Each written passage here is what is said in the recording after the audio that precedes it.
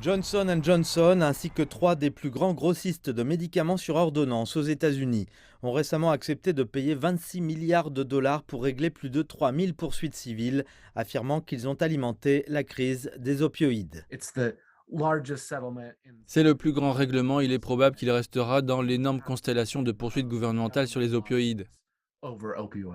Les 4 entreprises n'ont pas reconnu leur culpabilité, mais les enquêtes montrent qu'elles ont agi de manière troublante, fournissant des médicaments à des communautés rurales où il était clair que beaucoup de pilules finissaient sur le marché noir.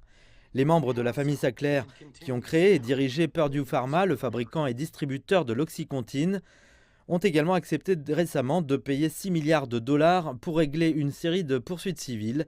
Un juge doit encore approuver l'accord. La plupart des fonds provenant des 2 règlements devraient être distribués aux États et aux communautés pour les aider à lutter contre une crise qui a tué plus de 500 000 Américains depuis 1999. La lutte a été très frustrante pour ceux qui y sont impliqués. La prise de conscience est que la dépendance aux opioïdes est extrêmement importante en termes d'impact sur les gens et sur le fait qu'ils ne peuvent pas se passer de ces médicaments. Cette photo a été prise la veille de sa mort. Lynn Wenkes sait de première main à quel point les opioïdes peuvent créer une dépendance. Son fils est mort d'une surdose d'opioïdes en 2017 après une bataille de 10 ans contre la toxicomanie. Elle a déposé une demande au nom de son fils pour accéder à un fonds de 750 millions de dollars pour les victimes et les survivants qui font partie du règlement Sackler.